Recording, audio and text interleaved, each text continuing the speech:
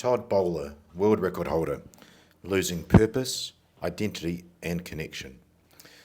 In this episode, I had the pleasure of interviewing a friend, Todd Bowler, Guinness World Record holder for the fastest soft sand burpee broad jump mile. If you think that's a mouthful, geez, you should have seen him do it. It was fascinating to hear Todd's journey and how he achieved such an incredible feat, and even being able to be present with my son to watch him achieve it. Todd began by sharing his background in the police force and his time in the Tactical Response Group, or better known to others as the Australian SWAT and Hostage Rescue. His 15 years of experience as a team leader and senior instructor with the Hostage Rescue team. He explained how his upbringing and his love for action and excitement drove him to constantly seek out challenging goals. It was inspiring to hear how he pushed himself to the limit and never settled for mediocrity. During our conversation, Todd also discussed his next business venture, Zero Alpha Ultra, which focuses on helping individuals regain their peak physical and mental state. He emphasized the importance of taking care of oneself and finding balance in all aspects of life. It was clear that Todd's passion for personal growth and development was contagious. So as a former tactical leader and operator, Todd shared stories that highlighted the significance of team resilience, communication, and debriefing, and in particular, what the aftermath of his first shooting was like. He stressed the importance of learning from each experience and constantly improving as a team. It was evident that Todd's experiences in high-pressure situations have shaped his perspective on leadership and teamwork. Towards the end of our conversation, we touched on the differences in communication styles between men and women for processing problems and providing outcomes. Overall, my conversation with Todd was enlightening and thought-provoking and very, very open. His dedication to pushing boundaries and his commitment to helping others achieve their full potential is truly inspiring. I'm grateful to have had the opportunity to learn from his experiences and share his wisdom with you all. You can find Todd at Insta, SAW Consulting. Check the link in the show notes. Website, sawconsulting.com.au, and SAW is SOAR as in Eagle Saw. So check out that link. Check out his product creations and training programs at zero-alpha-ultra.com. Again, click the link. I've made it easy for you all. And his Kickstarter link to his product line. Click the link below, kickstarter.com/projects and Zero Alpha. Thanks for watching. I'm Damien Porter, former New Zealand Special Forces operator, subject matter expert from hownotodie.com.au. And you're listening to my Straight Talk Mind and Muscle podcast, sponsored by these guys, mystate.com, the ultimate daily formula for optimum hormone health, stress management, energy, and performance. 100% natural and clinically proven ingredients, it provides everything you need to raise your game in a convenient, gut-friendly capsule. Links for my former shows are in the show notes below. Thanks for watching. And we're live. Welcome to the Straight Talk Mind and Muscle podcast. Welcome to my guest. This afternoon where I am, I'm thinking it's probably just turned afternoon where you are, Todd Bowler, world record holder. Thank you for joining me. Thank you, Damien. Pleasure and interesting to be chatting from the other side of the world when we live so close together. You are in the most remote city in the world, Perth, and I am back home, literally where I was born in Dunedin, New Zealand, and yeah, it's funny because you and I talk in person all the time, and we had to go to a different country to make this happen. Beautiful. Good to see you going to great efforts. Exactly. Cool. Well, mate, you know, we're friends, and it's interesting to do a show with someone I actually know already, but the guests and the listeners and the viewers don't. I introduce you literally as a world record holder, and I didn't want to screw that up. I wanted to actually get you to tell the listeners what you actually did a few weeks ago, what got you, or when it's all finalized, is going to have you in the Guinness Book of World Records. Okay, so why I did is a different story again, but what I actually did was a few weeks ago, wasn't it? So body's just recovered, but it was 5 kilometers of burpee broad jumps along the beach in soft sand. The world record was the burpee mile, so the first 1.6 kilometers for those of us down here. And it had to be under 2 hours in soft sand burpee broad jumps to get that done. So ended up doing 1 hour 48 Body didn't seize up, which was a bonus, and yeah, got that done with 12 minutes to spare. So did the burpee world record, and then finished off with the rest of the 5 kilometers of burpees for around 7 hours of burpee fun and madness. It's amazing. I just realized how many world record holders I've got on the show. I think don't take it personally, you're the fifth in line now. Top 10. Cool. Yeah, exactly. The glass half full. So what I was blown away by was I got to see you literally achieve it. I got to be a slight part of it. And my 8-year-old boy, Sebastian, got to see and be part of that. Whereas most of these world records, they're miles away. Dean Stott was traveling across America, cycling. The boys from the Navy SEALs, they were jumping out of planes in 7 different countries and continents. But yours was literally right there. Therefore, and we'll go into the why. The question from my 8-year-old boy yes, is, what was it like achieving that world record with having your family and friends literally right beside you? Good question. And great kid, well raised. Thank you. It wasn't so much crossing the line, to be honest. It was pretty weird crossing the line, but it was doing the actual event, doing the mile. The mile was the hard part with minimal breaks and no time for breathing and thinking.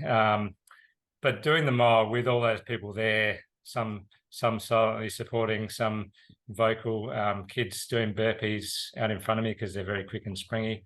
But just having that group there the whole way through. And I think I've always been, it's the actual doing of it over the completing or achieving it with any event or sports that I've done. It's always the challenge to get there, and whether it's surfboat racing or whatever, it's the actual race that I love. It's not the crossing the line. The crossing the line's almost like, okay, what now?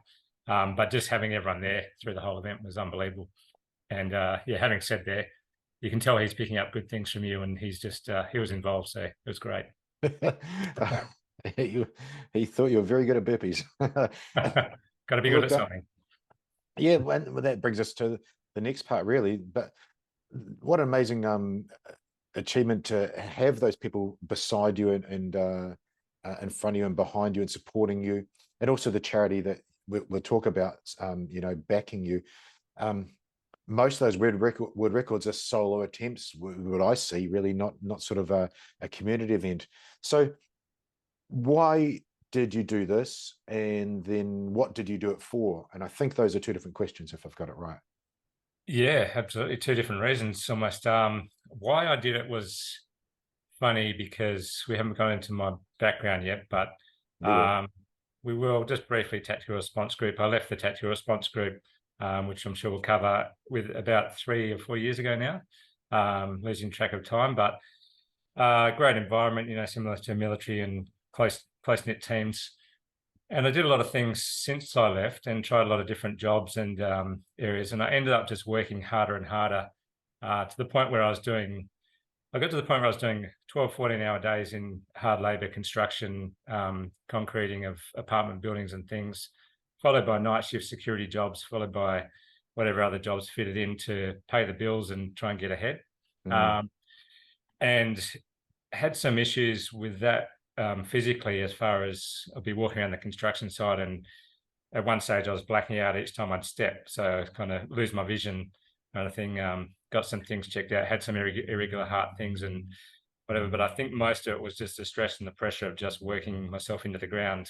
And I really quickly worked out that I didn't really have a purpose or a challenge since I left the Tactical Response Group. So that was about 1.5 years in, and all I'd done was work hard to try and get ahead and help the family.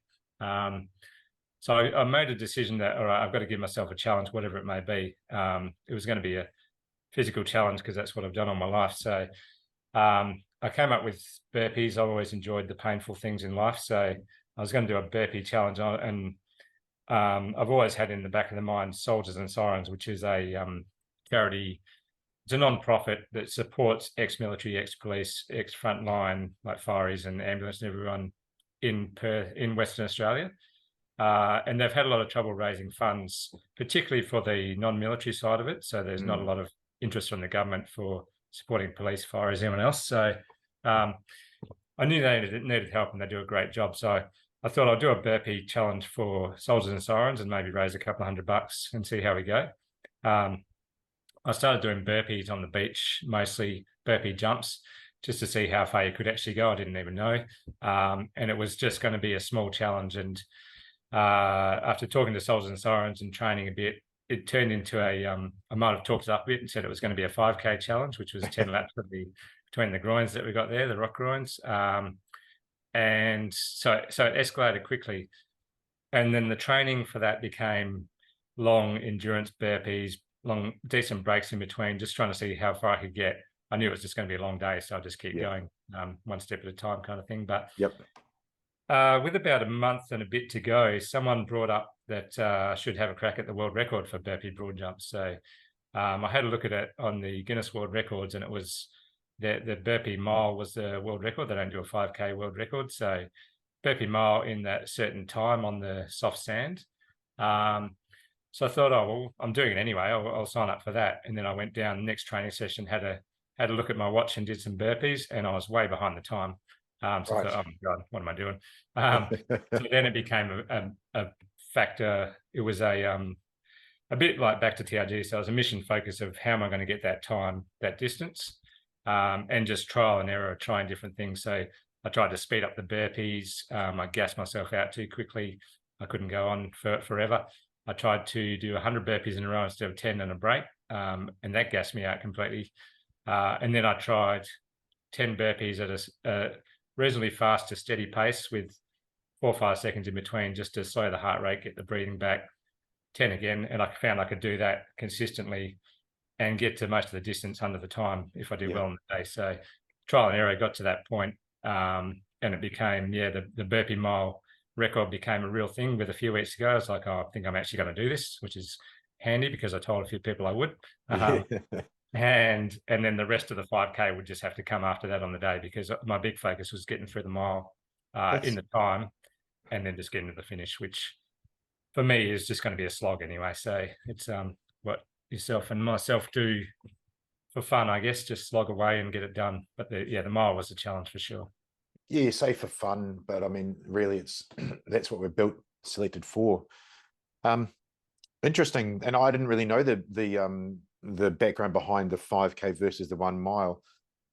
I actually had the same thing happen with bodybuilding originally. I was never going to enter any bodybuilding competitions, and just one day I saw that the Pan Pacific Champs are on in, I think, 3 months' time, and it was my last chance ever. I was 17 and a half years old to be in the teenage division, because once you're 18 you're not in that, and it just popped up. And it's really interesting, you'd set yourself a challenge, 5Ks, and then the world record had sort of popped up, and you were well off for that. You had to reorientate, refocus, pivot a little bit, but within your 5K parameters, and then achieve that. There's a lot to unpack there, but I'm going to come back to that, and because you did touch on a really important point, and it's probably time to bring it in as your background. You talked about TRG, so the Tactical Response Group, and for the people out there, that's really the SWAT version of the policing where we live in Perth in Western Australia. Now, let's talk about your background. You've served with the police. How long did you do, and then what made you go into the Tactical Response Group? Yeah, I joined the police over here, WA Police, in 1997. I was in for 23 years all up, but I just liked action and wanted to get involved in a bit of action. So I ended up going that way. I was looking at fireys, to be honest, for years, and they didn't have any intake. So I went, all right, I'll join the police and see what excitement happens there. Yep. So I joined that, did about 6 years in the Northbridge, the nightclub districts, and definitely got the action there. But in that time, it was only 3-4 years in that I started to hear about this Tactical Response Group, and how it's impossible to get in, big challenge, whatever, which is where I kind of built it a red rag, I suppose, like, oh, challenge, cool. So it kind of stuck in the back of my mind, and I within a couple of years from hearing about it, I was ready to have a go at it and do the selection. So it started as more of a challenge, and also the fact that there was more action, more excitement. If I was going to get into it, I want to go full bore. So why do policing if you're not doing the high end stuff? Yeah. So yeah, did selection. Funnily enough, I got through the first one, qualified and everything through the call it CQT with the running through the house, stronghold shooting targets, whatever, all the training, as well as the physical selection with the logs above the heads and all the fun. And then it was at a time when no one was really leaving. So they went about a year and a half and then they cut the waiting list. So it was a choice of carry on with general duties policing or have another go. So jump in, have another go, which again was a mental killer because I thought I passed it before. I'll just jump in and finish it. Exactly. And within 2 hours, I was like, oh my God, I just remember what this is. So Yeah. to the dive back down to the low point again on selection was humbling, very humbling. But got through it again. It was just 1 hour, 1 day at a time there. And then the CQT was probably a lot easier the second time because I'd already done it the first time, so I had an understanding. Still difficult, but got through it. Helped probably a few other people through that because I was ahead of the curve a little bit there, and got in and spent 15 years at the tactical response group doing just about every job. Got involved in most jobs I could even think of. So yeah, had a great time really. It's just for the listeners and the viewers. I've got to translate what you said a little bit. Yeah. So you passed 2 selections for the unit, and you did the training cycle on that twice as well. That's well, you were on Joe Hortai's show. He passed 2 selections as well. I think it takes a lot of balls to do that, to put your head in the ring the second time, just to step into that pain. What the hell background did you have before policing? Because you said you were chasing excitement, then you said, that's impossible to get into, that's a red rag to a bull. What the hell did you do to cultivate this mindset of wanting to achieve the impossible things, or the impossible air quotes things? Yeah, I struggle with that a bit. I mean, I always had surf boat rowing, which is a sport you wouldn't see other than Australia, but it's rowing a big, heavy boat, 200-kilo boat out in the ocean in waves where you shouldn't be in a big, heavy boat. So it's just chaos and carnage. So just the excitement of not being able to control everything and doing what you can to control. I guess that's kind of a similar sort of framework. But my dad was always, his dad, they were always doing things. His dad was in World War II, but he was also, he died when he was 60, but he was still running 10Ks a day and doing 200 push-ups a day and things like that. So Wow. something they've subliminally passed on, or my dad's always been running, coaching, surf boat rowing with us. Still now he's 75 and he's in the back of a boat out in the middle of the ocean. He can't even swim. So I'd say I've picked up something along the line, some sort of bug. It's funny that, thank you for answering that so well. The studies show, I remember listening to Ben Greenfield a long time ago, that parents that exercise, those children are fitter. That's a very gross definition, listeners out there. They do better on the fitness tests, and the reason is because they have a lower perceived rate of exertion. The kids who are fitter think that's a 5 out of 10 on pain score, and the kids that don't go as well think it's an 8 out of 10 or 9 out of 10. So just from watching your dad do that, you have literally subliminally or psychologically, whatever the scientists out there use, but that did actually obviously carry over. So the mental game might be a big part of it. Yeah, absolutely. And clearly, I mean, you glossed over it, but your dad's obviously a very hard man. Past 2 selections, 15 years TRG. I'm just going to go back because I had to paint that picture for the listeners. Talking with I was staying in Auckland with some friends of mine the other day, and they talked about, if you lose these 3 things, you can lose one of these 3 things, and not too bad. If you lose 3, and that's perfect storm. A perfect storm for elite performers. That's the word I'm going to use now. So look at special forces, special tactics groups, which you were in, SWAT, whatever the words are, and Olympic or elite athletes. If you lose one of these 3, purpose or identity or connection, whatever that is with people, you can lose one. If you lose all 3, then that's a perfect storm to bad places and bad things. And, Tom Satterley, Delta Force, he put a gun in his mouth and is getting a text message, pulled it out.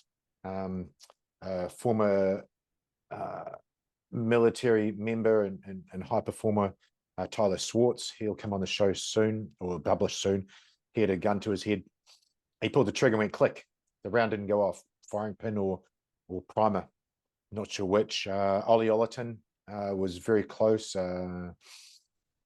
Jason Fox, same deal. A lot of these people, and they, after leaving the military, this is the common theme. They'd lost their purpose and then lost their identity, and some had lost connection, and that's a perfect storm. The reason I bring that up, Todd, is because I didn't know that you were working those horrendous hours as a laborer. I mean, you've come from an elite thing and you're laboring. You're filling that void, which that's the show that's airing next. You're filling the void with something, but it wasn't very healthy, was it, what you were trying to fill it with?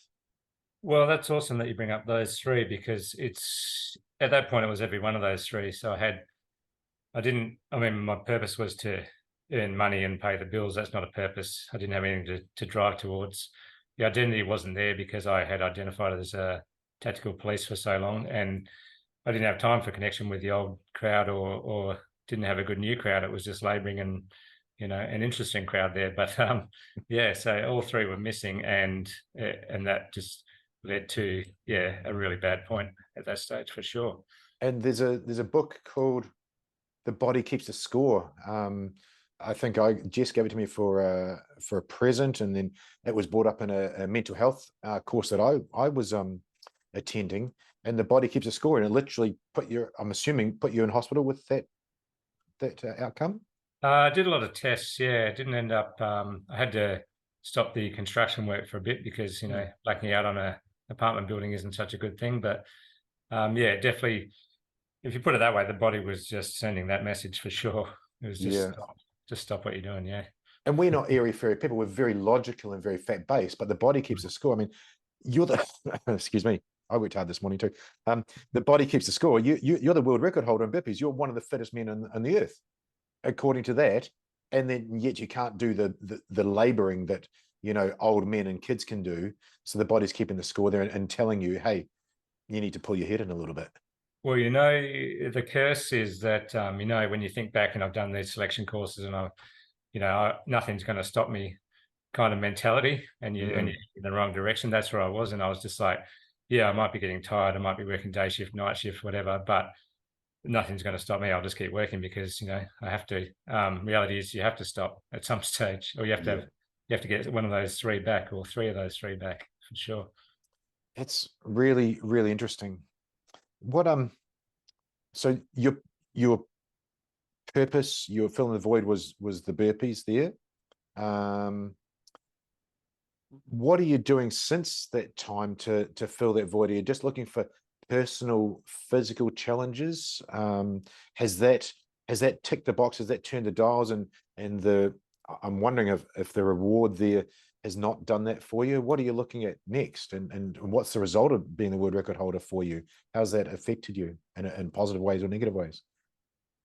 Like I said, I downplay everything, and crossing the line in the world record was just like, okay, it's done. It was the actual doing of it that I loved.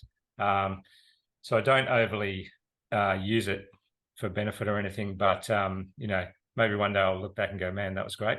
And actually, use it to my own benefit. But my latest thing has been my new challenge purpose is the business Zero Alpha Ultra, which getting off the ground with some new ideas and products coming out. So he's been developing that, but it's not just a business. It comes with a community. Got a pretty good community, an email list going from around the world of people that the mission is basically to get people back to their peak, who've been busy and sacrificed themselves and may have been in that construction hole or whatever, may have been up here, they're now down here and they don't know how to get back to their peak. So my mission for that one is to help others get back to their peak and at least heading in that right direction so they realize how they can get out of the hole that they're in. So by putting out messages, emails, training programs, etc., and products that might encourage people to get started on their own fitness and physical training as well as mindset stuff, I'm hoping that more people get out of the hole that they're in for sure. So you're using 15 years of elite performance at the tip of the spear to then knowledge transfer that to these other people to help them get back to their best? Yeah, and I'm finding it's really connecting with ex-special forces and ex-police and things like that who have been in those situations and who aren't now. So they're not at their best. They know they're not at their best. So they're really connecting to the stories and getting people on board with the training and everything. So, you help 2 or 3 of those people. That's the new purpose, I'd say, for sure. Wow, that's really cool. So there's altruism going on there. I actually listened to a whole show that I did with a guy, Ken Storns. You might have seen him. He's an actual Viking because he's from Norway and he went to war as a military guy. But after leaving that, he had to fill the void with some very interesting things, which is diving off huge mountains into water. I saw him on a video with axes. Yeah, with axes. Yeah. What a beast. Yeah. Yeah. What unreal. And I listened to the whole show. He's a really interesting cat. But we talked about Nick Goldsmith, former Royal Marine, who now runs outdoor adventure sort of things for veterans and mental health. And he's, once you've left the thing, once you've left the All Blacks, once you've left the TRG, once you've left, Ken was the Telemark Battalion, you still need to turn the dials for the brain. You still need to turn the dopamine, still need to turn the purpose, still need to turn whatever those dials do for the brain. Scientists out there, you probably know.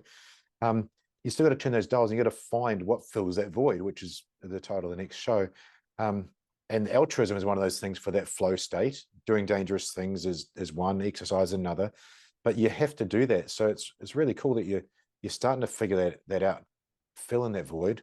And creativity, you sent me that the bag the other day, the ruck bag, where you can go rucking with it, but also use it as a sandbag and for the functional exercises as well. So creativity must be coming into it as well for you. Yeah, I mean, I've worked out that I'm not here to reinvent the wheel or create the world out of nothing. I'm here to use what I know and what I like doing and what works for me. Having been now in the hole and back out again and got to the burpee world record stage, the things that work for me and the training products that I like to use and training methods that I like to use, I will invent those or make those better for other people. So I can't create things that I'm not an expert in at the moment. I create things that I love using and that work to help others. Yeah, and it's interesting you said that, interviewing the Sergeant Major of the Army, Whittemore Moffat, his job is to help others. And when he said that, I was like blown away because Sergeant Major is normally the growly guy and he's the highest ranking fella. You talked about in the hole, and I think I talked about this with Tyler Swartz. There's a bit of a, I guess you could call it a parable. I don't know what the other word is, but it's a make-believe story, but it's about a guy who was walking along and falls down a hole. He's a former soldier, falls down this big hole, and this priest walks past, and the priest goes, "Oh, sorry to see you down there, son. I'll pray for you." And then another person walks past of some kind of profession. They do a thing, and somebody else walks past and do a thing. And a mate of his walks past from the army. And immediately that mate of his jumps down the hole. He goes, "What are you doing?" He said, "Oh, bro, well, I can't get you out, but hey, I might as well just join you. And, you're a brother, get back in, get in that hole with you." So it's interesting. You said you've been in that hole and you want to help others get out of it. Reading between the lines, you're talking about a mental health side of things there after losing that sense of purpose, identity, and connection.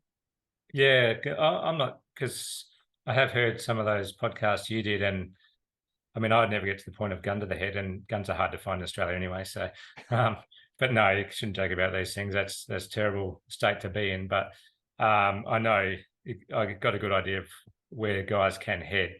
But like you say, with the whole, I think the difference between sympathy and empathy. So sympathy is not helping anyone. It's making you feel worse about yourself. But empathy, getting in the hole with them, understanding how they feel, and letting them know that is just so much better. And I've seen both sides.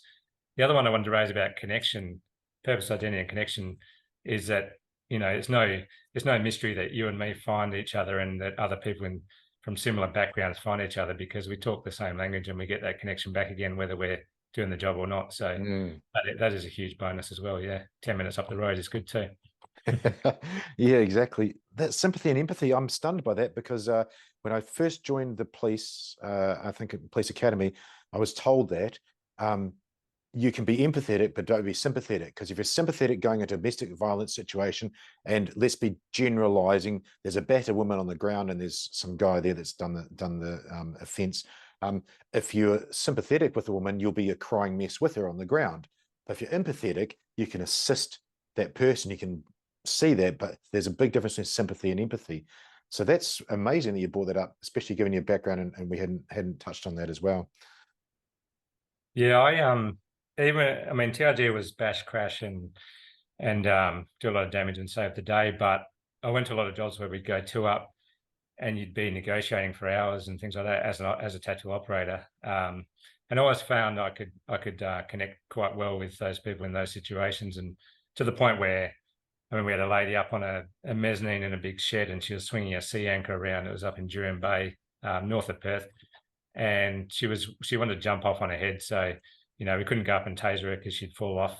We couldn't grab her up on the mezzanine because she'd just jump off. There was no guardrails or anything. And I kind of was creeping around looking for ways that we could get up and grab her. And my partner was on the other side of the shed looking at different angles, because we'd resolve it tactically. The local police had been talking for hours already. And then she spotted me, looked me in the eyes, and she's swinging this anchor around still and talking about how she's going to jump off. And then she looked at me and she goes, "Oh, what do you want?" I'm like, "Oh, I'm only here because I have to be. I'm just here for you." And she said, "Oh, all right, I like you. I'll come down and have a chat with you." So she came down, had a chat, put her in a chair, gently put the cuffs on, and away she goes. So the bash crashing was good, but those moments where, there's definitely a big other side of it. And, safely arresting people is what we used to talk about. So whatever it takes to get them safely arrested, whether that's shooting, tasering, beanbagging, or talking nicely. That's really interesting. That's going to be a nice angle and direction to go on. So for a few reasons, but let's start that off. I'll ask you a loaded question because I know the answer. So I'm hoping that you'll give me the right answer. What's the one job of a police officer? There's only one. What's the role of a police officer? To keep people safe. Yeah. So is it also protect life and property? That's the literal job. Protect life and property. Yeah. Yeah. So your job is to save lives, protect lives, not to go and take them. So you've gone.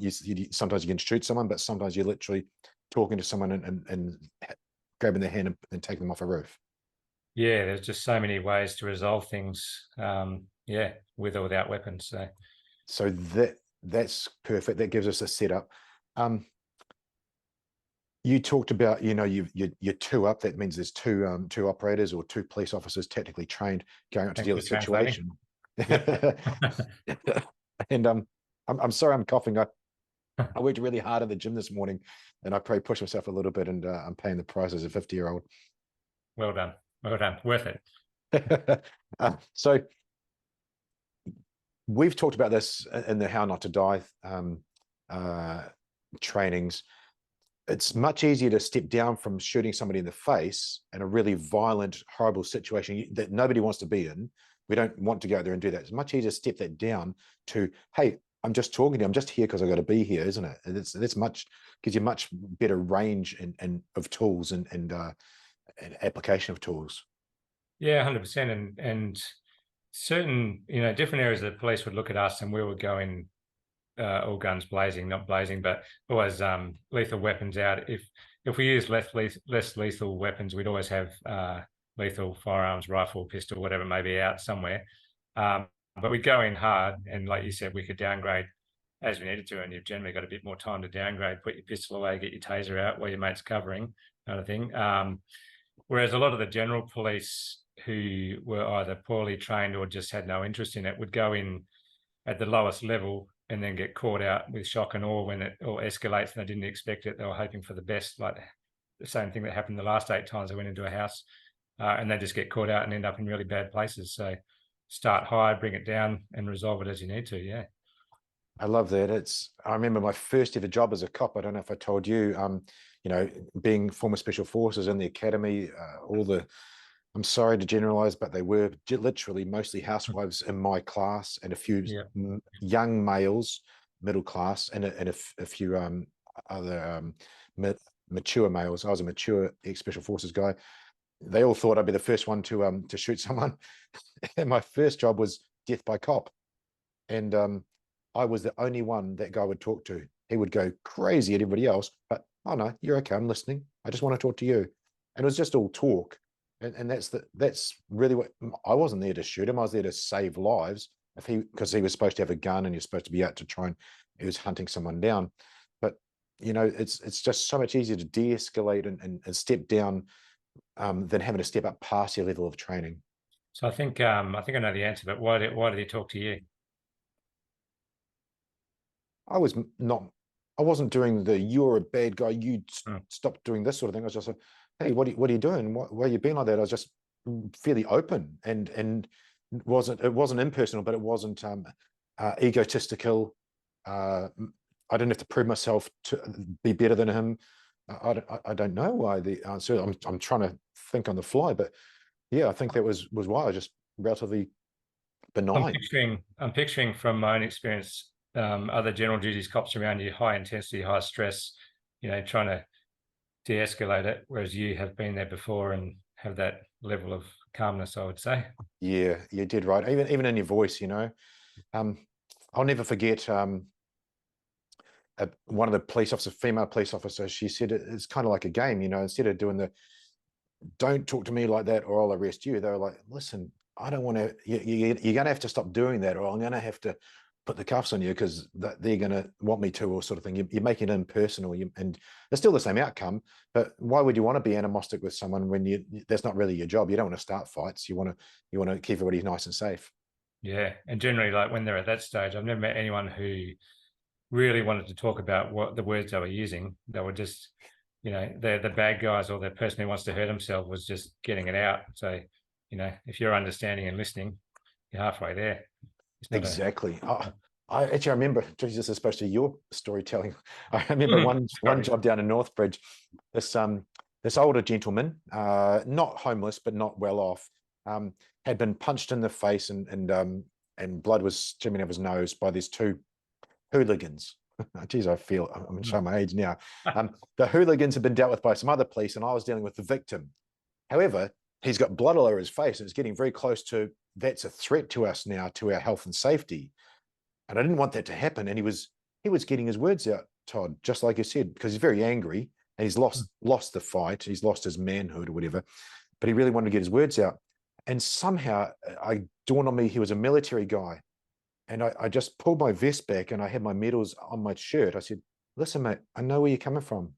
And boom, he's just changed his mindset. It just gave him another pathway, and he'd vent up again, and then I just bring him back down. No, you and me, I understand this. It was so nice to be able to find that rapport with someone. It's really interesting as a police officer to do that. It's almost more, I mean, I won't say almost, to me, it's more rewarding than, shooting, tasering, beanbagging. That's a way to resolve it. But geez, when you get that connection and you actually resolve it that way, it's pretty cool. Yeah, I agree. It's really, really interesting, especially with domestic violence, which is very rare to be able to do, which is to be able to get someone out of that situation as well, to actually, have them action an escape plan as well. Brilliant. God, that's really interesting considering where we started with the world record. So I guess full circle, now that people really know a lot more about you, you said your next thing is, or your current thing is Zero Alpha. I'd like to expand on that a little bit more. What sort of people are coming to you? Is it people that want to become special forces, become police? I mean, I've had people messaging me asking how am I going to go about that, or is it as you said, people that have sort of been there, done that, just need a bit of help getting back on the horse? Yeah, I'll put it out there, mainly in the US, to be honest, because there seems to be more interest over there for special forces and hostage rescue team inspired training and item products to get back to peak performance. But it's basically using the knowledge and lessons learned from that, from yourself and other special forces type things, plus hostage rescue team lessons, leadership, and physical training just to get people back to their peak, and not aimed at people training for special forces or SWAT teams or anything like that. But seems to get a lot of interest from ex-military, ex-special forces, those sort of people who maybe connect with my own story and realize that they're not where they need to be. Yeah. Now, I again, a bit of a loaded question, because I was asked to give a lecture for a small high-performing team. What's the knowledge transfer? What's the cross-pollination of a guy that was, and I'll be brutal here, a guy that was taught to resolve situations at the end of the gun and then down as well? How can someone like that skill set have skills transfer to, say, a business person, business team at 45 years old, or whatever it is? How can that translate to their world and from your world? It's just all the principles. It's a lot of it, things that you take for granted, maybe in the special forces, the mission focus, overcoming all obstacles to focus on the mission and get it done. Different teams working together with situational awareness. So they're all aware of the mission. They're all situationally aware of the plan, and they can all adapt and improvise very quickly when the inevitable obstacles come up. Leadership, empowering people to lead so that everyone in the team is a leader in the tactical response group, so they can all make decisions, whether they're the new guy or the senior guy. At the end of the day, the team leader will direct as needed if it all turns bad, but everyone can make those decisions and think for themselves, but we're still heading in that same direction.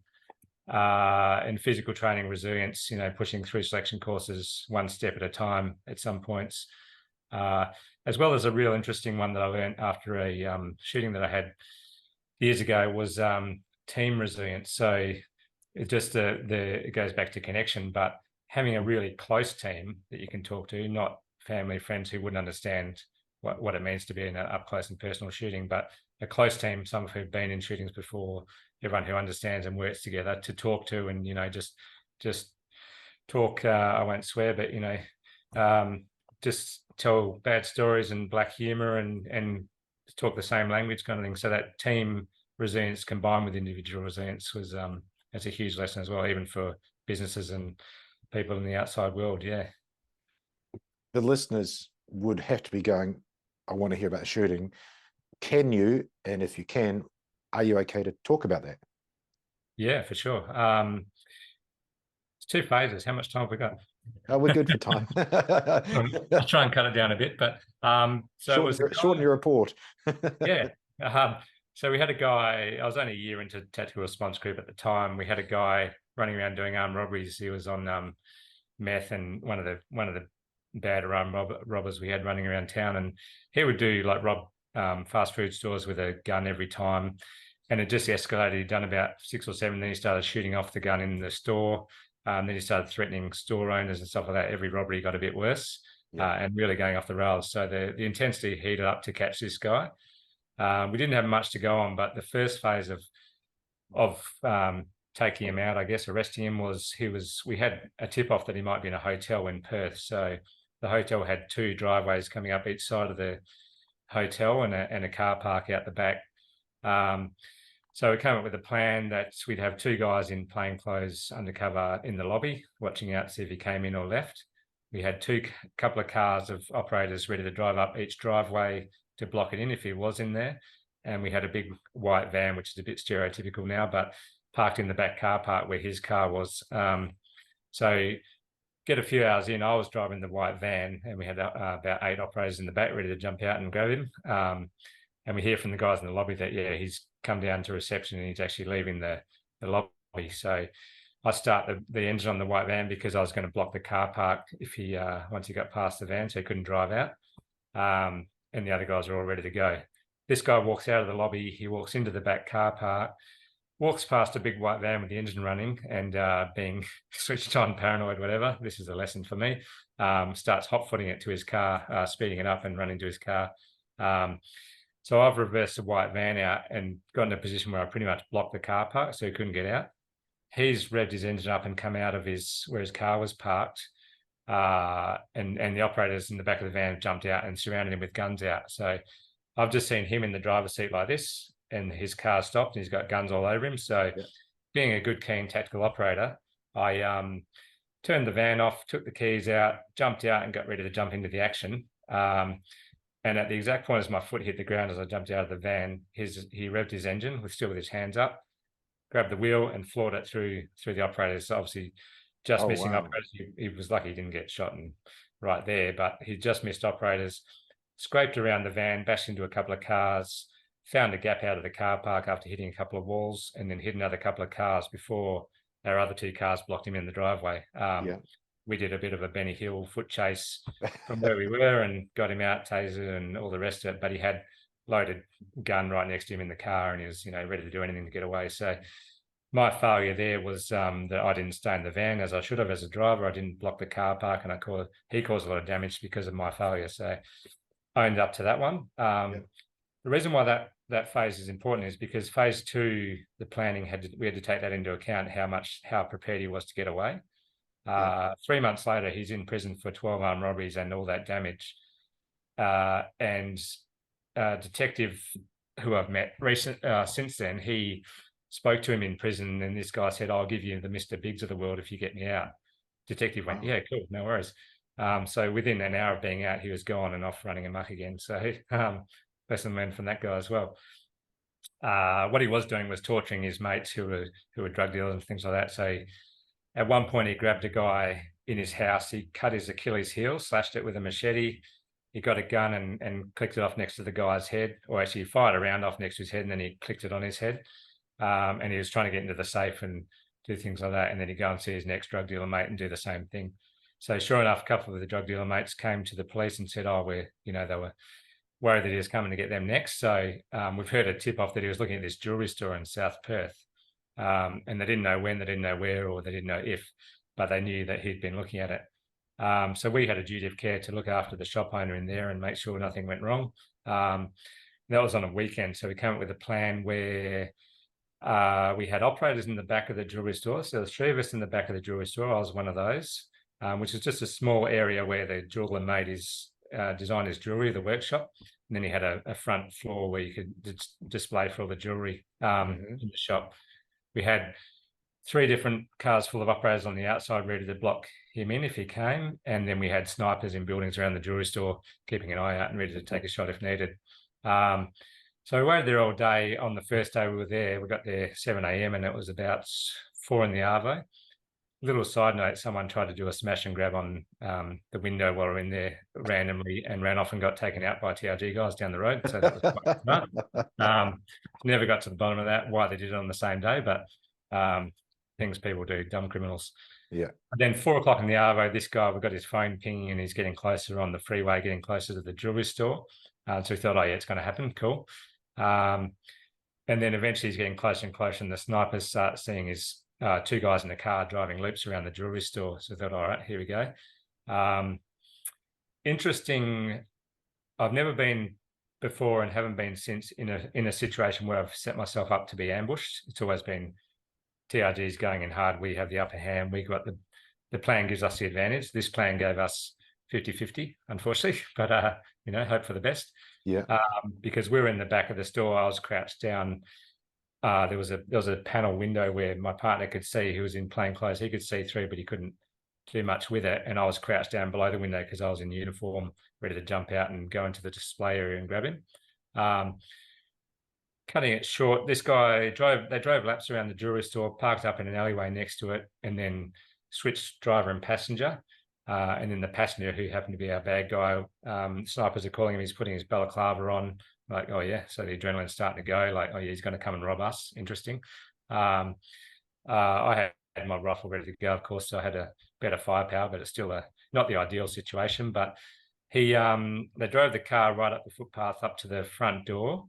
The guy next to me was ready to call it when he was in the store. We wanted him in the store with the door shut, so he didn't go out and bash and crash like he did last time. Yeah. So I'm waiting. I'm listening to the door open, and then I hear the go, go, go, and I'm jumping up from a crouched position, calling police don't move, which is 1, to tell them to don't move, but 2, and predominantly so the public hear us calling police don't move, because this guy's not going to comprehend what's happening at full speed. Yeah. But it's got 2 effects there. So police don't move on the way up, and I've come up within about 1.5 meters, 2 meters of each other. He's got his pistol out. He's run towards the door. I've got my rifle out, and we're in a 2 meter standoff shootout. So for me at that point, mentally, it was the old days. We didn't do much force on force training, but we did a lot of paper target training where you'd have the picture of the guy with the pistol pointed at you and you would shoot it. I think so. It became exactly that in my head. It was a guy with a pistol. I saw a big muzzle. I didn't see a lot behind it. It was just a big muzzle and a black figure behind it. So I was shooting with my assault rifle, until that pistol was off my head, basically, and I was also moving at the same time. Ended up getting hit with one round straight through the center, lodged in the spine. One round went through the bicep and through the ribs and the side of his body as he was turning. Interesting how his bicep ended up, but and then he was turning. He was obviously in shock, and he ran back to the door to get out and face planted into the door and fell to the ground because his arm was blown apart, basically. So then I've run up behind him, checking for the gun, saw the gun on the ground near him, jumped on him, ready to give him what for and say, who the hell are you to do that? And then before I gave him what for, I realized, he might actually die here. So went straight into first aid, save the lives of good, bad or ugly, whoever it is. My partners went and had a look at the car, which took off, and our guys took him out up the road, but they came back and we're all doing resus, and we had the oxyviva on him, cutting his clothes off, tending to the wounds and things. So he went blue, he stopped breathing, came back with the oxygen, and we had a couple of minutes there before the ambulance got there. So we pretty much kept him going, kept him alive. But funny moments I do remember from that was the guy next to me, Mitch, who'd called him coming into the store. He'd shot as well through the glass panel that he was looking at, which was real thick glass. His round deflected and went out the other window and onto the road because the glass was so thick. But that's, he shot because he could just basically see muzzle flash and stuff going on. I shot 2 rounds. I wasn't sure how many rounds I'd shot. I went back and checked the shells. Mitch didn't know I'd shot. I didn't know he'd shot because of the auditory exclusion.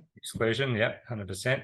And then while we're down there doing our first aid, Mitch has gone, all right, everyone check yourselves. So we're all patting ourselves down and checking for wounds. And Mitch has checked his hands and he's like got blood all over his hands. He's like, Jesus. Had that 3 seconds of, you could see his face drop, and then he's gone, oh, yeah, it's this guy's blood. Okay, we're good. Back into it. But we got away scot-free. This guy got it, hit a couple of times and survived it. And at the end of the day, we saved him, which is probably a lot less painful than him not making it, and all the stuff that follows that. So that was pretty much how it went. We had a few things to deal with, it mainly that he was highly erratic, and we had to get him locked into a plate, and we had to set ourselves up to be ambushed. So it was unusual, but it was an eye opener at that stage. That event that happened, Todd, you talked earlier before you started recounting it about the debrief from the small team and how that really helped you. So what happened there? So TRG, Tactical Response Group, at that stage was probably like a lot of old special forces, old school type stuff, where the senior guys don't talk to you. You'd be lucky if they hip and shoulder you in the hallway to say good day, and until you've proven yourself, you're not worthy, kind of thing. Even when you get in the team, which was just how it was. You had to prove yourself. It changed later on to you're in the team. Let's bring you up to whatever we can bring you up to. But at that point, there was a proving ground, which pros and cons. So none of the senior guys really had said much to me before that stage. But as soon as that happened, once all the internal investigations were done, which happened to finish about 5 a.m. the next day, we had there's a good bit of whiskey happening and a debrief happening in the Q store that we had with a few of the senior guys, and then a lot of the guys had gone home. So pretty much I got about 50 phone calls. Everyone there had just rang up and gone, yep, didn't ask about the job. I'd tell them if I want to, not. They'd just say, hey, going, awesome job. One of the great things I got from a couple of the experienced guys was that just be aware that you'll go through things. Everyone's a bit different, but you go through different things, especially that up close and personal shooting type stuff. So being aware of that happening, but talking to 50 guys who most of whom I hadn't said much to before was just, brilliant, just the support there. And it was backed up by, we had a psychologist come along on our selection courses years later, and he sat us all down. He goes, all right, what do you guys think is resilience? What's a measure of resilience? And we were talking about, pushing beyond challenges and how far you can push yourself, and individual resilience type things, the amount of stuff you can get through and bounce back type of thing. And he said, okay, so in my experience, resilience is almost 100% a measure of the close-knit group of people you have around you. So if you have one or two people who are really close that you can talk to about those situations that would understand it, that's how big your resilience is. If you have 5, 6, brilliant. And like I said before, it's not, the neighbor or even the wife or the mum and dad or whatever. You can tell them the story, but you know that they're not understanding where you're coming from. But you talk to that guy, in your special forces unit, and tell them the story, and they're like, you're all talking the same language, and everyone knows what you're doing. So that was his thing, was about team resilience, and I put that back to my own situation, and it was absolutely perfect. There is individual resilience, but that close-knit team is really important. Yeah. That's what I wanted to touch on, how you're utilizing that for Zero Alpha and for helping those other people. I'd like to contextualize that a little bit. Another fancy word from me. I interviewed Mark Matheson, former commando psychologist and SASR psychologist, almost a year ago now, and he talked about high-performing individuals, not only special forces, but also ones that are in austere environments. That's a fancy word for some guys paid $500,000 to go out in the mines and be the boss. He said that, and also Olympic athletes, elite athletes, he said they're really, really good at one thing. And I liken it to the kids, how they build Lego at the start, or Duplo. They build vertically, just one huge tower on one column, and it gets huge. And then it just goes, topples over. He likened it to that because these, he was talking SAS soldiers, the Aussie SAS, they're really good at this, but they're terrible at everything else. Or the austere environment CEO, they're really good at this, but you just take something away and they crumble. And the example he gave, and this was an amazing example, imagine being a 19-year-old athlete, aspiring Olympic athlete, ready to do Olympic selection, and you get a career-ending injury. You've given away your family, your friends, everything to be that elite performer, time, everything else, and you got no base. What he talked was that Duplo, you got no firm base. And we're now trying to create that firm base. And what was great was he thinks you can actually do it. You can build the base as well as being the high performer at the same time. The reason I ask that is because you've got people that clearly don't have a firm base. They've lost either purpose or identity or connection or just physicality. And maybe they put on a few kilos, or they lost their fitness or whatever it is. You're helping them get that back. You said that people from USA are hiring you and so on. Do you touch, now you got yourself out of that hole, when those people are in the hole, do you touch on anything else to create that base, Todd? Things you've learned that help create that, or is it still just that single column? I tell my story a lot, and trying to get people to relate to that of, I had been in that, what I thought was had a good base position, but it wasn't. It was singular focus at TRG. Things missing. The low points I got to, it took me to get to realize those things that were missing, or the things that I hadn't worked on for a long time, and how I've been working on it and getting back into it. And a lot of feedback of people that, some things I don't know what's going to hit sometimes, but sometimes things I didn't think were going to hit, people would just come back and that is 100%. I've got to, they just realize through those stories, I guess, as well as the physical, putting out training programs and specific things to encourage people to get that. And obviously a huge part of the base is getting yourself physically fit, and helps the mental game as well, as we know. So developing people that way, just using what I know. As I said, I'm not an expert in everything, but I know what I know, and I can use that to help other people. So every way I can. It's quite interesting. And you and I, we're not self-deprecating, but we definitely underplay things. Again, I was with my friends in Auckland the other day, and they just said at different times, you tell a story and it's just, that's a step up in in them learning, and I'm just telling a story as sharing my story about a thing, and they're like, it's almost a life-changing thing for them, learning that what they can take away from it. Maybe they take away nothing. Maybe I'm just talking more stories. But you sharing your story, I think, was a great way of saying it. I think they do, and I think I've gone away from telling people that this is the lesson. I now really find just telling the story and letting them pick their own lessons out of it is ideal, because people have different lessons from the same story, and things that they need to fix. So then, the feedback that comes back from that is you can tell that people are in different situations. So I give my story, I sum it up in different lessons that I learned, but they might pick one of those, or they might pick a different lesson from the same story. So it was very interesting. Yeah. Yeah, really, really well said there. I think that's maybe that's where these shows are so popular as well. They're very organic and open shows, and people take one thing. So many times at the end of the show, I've said, if this has helped one person, one thing we said in this show can help one person, you've done your job. Yeah, 100%. And we're here to help others with those as well. I just want to touch on the last thing.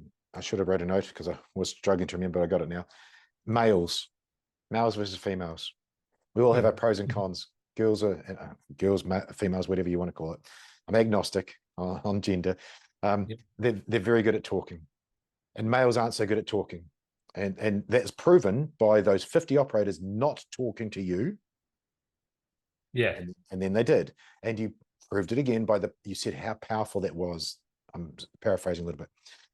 I just want to, for the listeners and the viewers, if a guy is talking to you, talk. Now, I'm saying this from my stories. I'll never forget, I was on Facebook Messenger typing, which is form of communication, to a former operator from the New Zealand SAS Commandos. And we chatted a bit, and I had to sort of go. And I said, hey, mate, if you ever need to talk, just reach out. And after I hit enter, I went, fuck. And I said to him, fuck, I'm so sorry. You're reaching out right now. Because he was. It takes a lot for a guy to just start the conversation. He was actually reaching out then. And I was dumb enough to not to realize it. But then I caught myself. And you and I, we connected. And we just talked and shared stories and figured that over a time. And that obviously got us through different parts of the journey as well. So I'm saying that for everybody out there. But what are your thoughts on that, Todd? Yeah, that's real interesting. I'm learning more and more about how females think versus males, because I would always project how I would do things on when I'm talking to women and things. And I know women talk a lot more about, they're more emotional than factual, and guys are very factual. This is it. Guys, if you say, how you going, there's only one answer for that. It's good. So you're not going to get it there. To me, it's a little bit of, even the question, what have you been up to today? You can't answer that with good. You've got to start talking. I go back to old police interviews when I was doing real police work, was, you get the bad guy sitting down, give them the whole caution that you don't have to say anything if you don't want to do so. We'll use in evidence, that sort of thing. What does that mean to you? I don't have to talk. I'm not going to say anything. I know my rights. I'm not saying a word. Cool, no problem. Where were you this morning? I was at my house. How'd you end up in town? Oh, I jumped in my car. Tell me about this. So it's just getting them talking, little segments, don't push it. But going back to what you're saying about getting out of each other, it's just like, oh yeah, what did you get up to today? Oh, cool. How'd that go? Good. And you start to get the pattern going. And I think we can really talk to each other that way. And I know that does work.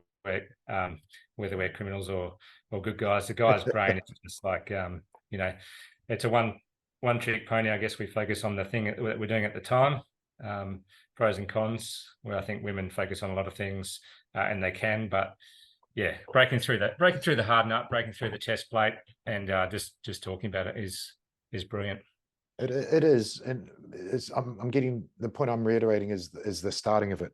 Rick Hogg of warhog.com. He said, if someone says to someone, hey, how you going? And they go, good. He's like, ka-ching, red flag. And him or another person will go, no, how are you really doing? And Mm. immediately that will do it. So maybe someone listening does it your way, maybe someone does it Rick's way or whatever. But yeah, reiterating, if a guy's talking to you, he's probably reaching out, especially if he's a high performer or has been a high performer. And good is not the right answer. Well, none of us are doing good 24 hours a day, are we? We've got challenges. It's like that, life's ups and downs. It's not linear. Life is not linear is the quote I tend to use. Yep. And guys are guys, yeah. Look, the listeners and the viewers have had the show note intro already. So if they listen to here, though, where do people find you, Todd? Where do they communicate with you and connect with you to find out more about yourself and or Zero Alpha and the World Record Challenge? So I've got a website. It's zero-alpha-ultra.com. There'll be a Kickstarter page up there shortly as well for some of the things that we're putting out, including the Z-Pack backpack training tool that you talked about, and in collaboration with you with the How Not to Die personal alarms and things like that. So Brilliant. people might want to have a look at that. So zero-alpha-ultra.com. And my email, todd@zero-alpha-ultra.com, if anyone wants to have a chat or curious about anything that we talked about. Awesome. And, for those listening now, they're in the show notes, the clickable links are there. And of course, they're at the start. Todd, just really cool to have you here. Thanks for costing me a couple of grand to get over here and get the show going. You're the most expensive guest. You got as far away from me as you could. Awesome. Exactly. Hey, you're safe today. I'm not going to grab your nuts or show any other How Not to Die moves. That's training, everyone. That's training. Hey, it's been awesome to share your story a little bit more. Thank you. I appreciate it. And I'm looking forward to getting back there and catching up in person. Thanks, Damien. And always awesome catching up. Cool, dude. Well, I will hit pause. I'll find the pause button and we'll have a quick chat.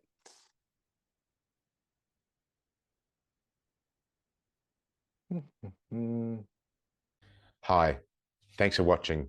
I'm Damien Porter, former Special Forces operator, and check out my new project for 2023 at hownottodie.com.au, where I've combined all my Special Forces training and police officer experience to help others.